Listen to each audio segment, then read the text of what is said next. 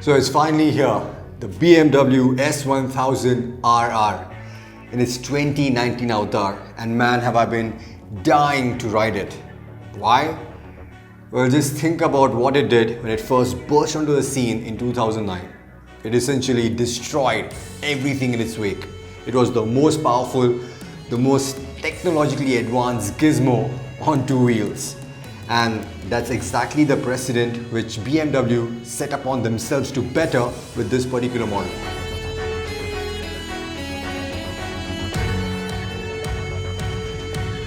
We live in this nonsensical world where we have motorcycles like the Panigale V4 and now the Aprilia RS3 for 1100, which pump out 217 horses. So from that front, in terms of spec sheet war, the new S1000RR loses the battle because it makes a modest 207 horses, even though it's 8 horses more than the previous model.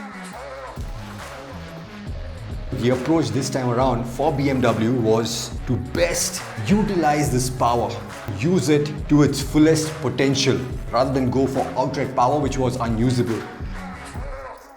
And the best way to get this done is to drop everything that you can do without. That's why the asymmetrical headlights are gone, because they were too heavy. I personally love the new front. I think it looks fantastic.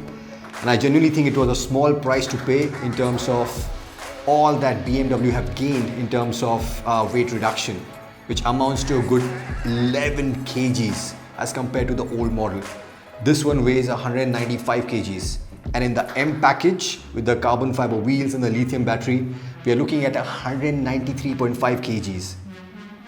That makes it essentially the lightest superbike which you can buy now, which is still under production.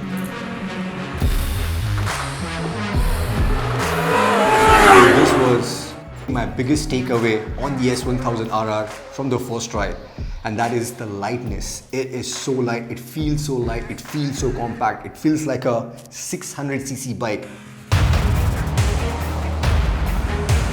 You can feel it when you're accelerating, you can feel it when you're braking, and of course the quick change of directions. It's crazy. I mean, the bike turns in so quickly, your mind almost cannot calibrate it. You put the bike inside and you're like, oh, that is too quick, and you put it back up. It takes a few laps to just understand how quickly this thing turns.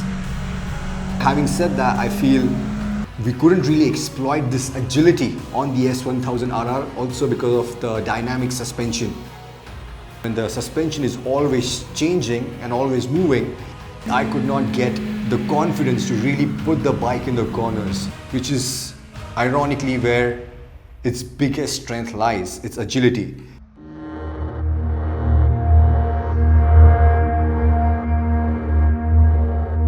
I would have still preferred if BMW would have given the option of being able to switch off the dynamic damping completely and just using the numbers and setting the suspension yourself, so that you have the best of both worlds. When you're on the road, you can really exploit all the advantages of the dynamic suspension, and on the track where you want precision and you want consistency and good feedback, you can switch it off and run it on the manual mode.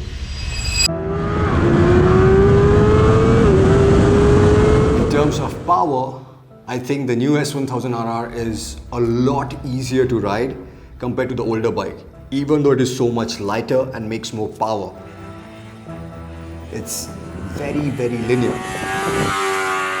And what they've also done, because of the shift cam technology which we have seen in the GS, the 1250 GS, is incredible. Because what you now have is the torque curve of the S1000R without losing out on the kick at the top, which the old S1000RR was renowned for. The transition from one cam, which is for the low load, and one for the high load, is very, very seamless.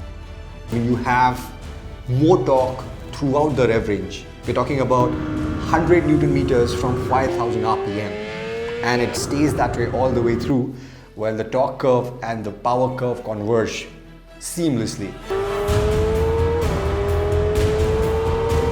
The one thing which I would have liked in terms of power delivery is the throttle. I mean, the fueling is great, no problems with the fueling, but I feel the throttle is too light. Almost to the point that you feel disconnected with what's happening at the rear wheel. On the braking front, I wasn't really sure what to expect because BMW have done away with the Brembo calipers from the old model and gone ahead with Haze, which they have developed together. But they were actually pretty good.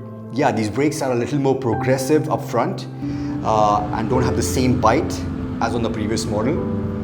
But thereafter, you have pretty good stopping power.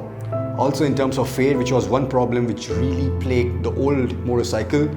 With this one, yes, I could still notice some fade. The lever did come in a little bit after a few hot laps, but it stayed there thereafter. On the electronics front, I really like the fact that they have separated the wheelie control from the traction control. So now you can set them up independently. You have traction control, customizable in terms of sensitivity from 14 different levels for every single mode. I feel that we have just about skimmed the surface. I feel that I still need another day with the motorcycle where I can go for an outlap, understand what's really happening, come in, dial in my suspension settings, go out, test them, come back in and take it from there. Also, the factor about the price. In fact, you're getting a brand new motorcycle from the ground up for essentially the same price. Plus, you have now the M package, which also brings stuff like the carbon fiber wheels to the table, lithium-ion battery, stuff that we have only heard of or seen in professional racing, and now you're getting them on production vehicles at this price point which undercuts the Ducati V4 and the V4S by a big margin. So I think they have done a very, very good job, and I cannot wait to spend more time on the S1000RR and really see what it can do. But that's all from my side. Thank you so much for watching this episode of the S1000RR 2019 on Living It Up. If you have any more questions, do hit me up in the comment section below and I'll get back to you as soon as possible. And of course, do not forget to subscribe and hit that notification bell. Ciao.